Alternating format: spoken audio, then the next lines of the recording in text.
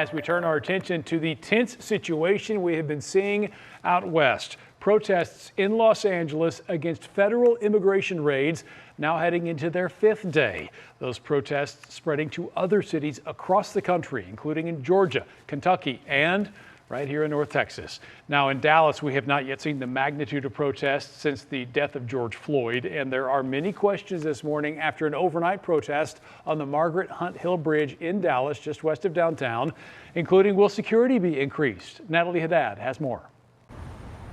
All that is left around Margaret Hunt Hill Bridge today is signs stuffed in trash cans, some water bottles littered around the ground, even some graffiti painted, something that we cannot show you because most of it has profanity or even threats to police.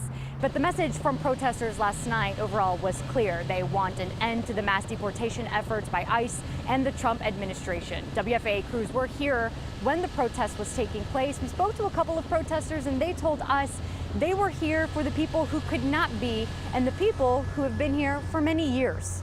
I'm here to support people who are at risk of deportation from this administration. I'm here to stand up for people whose lives are here, whose businesses are here, whose kids and families are here, and they're terrified to do normal things like take their kids to school, go to the grocery store.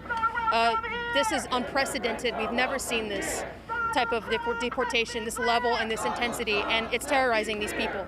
The crowd began assembling around 7 last night, waving flags and holding signs. But what started as a calm protest around that hour grew tense as the sun went down and a group of people ventured onto the road near Margaret Hunt Hill Bridge, Beckley Avenue, if you are familiar with the Trinity Groves area in Dallas. Now, at one point, protesters threw water bottles and even a firework at police. Dallas police responded by declaring the protest an unlawful assembly and closed off certain intersections nearby. Now, by 11 o'clock, officers in riot gear did move in using pepper spray balls to get people to disperse. WFAA crews also witnessed a man be tased, pepper sprayed, and punched by police. Now, our same crews that were here last night also saw a man get arrested. We are waiting to see if any charges will be filed against this individual.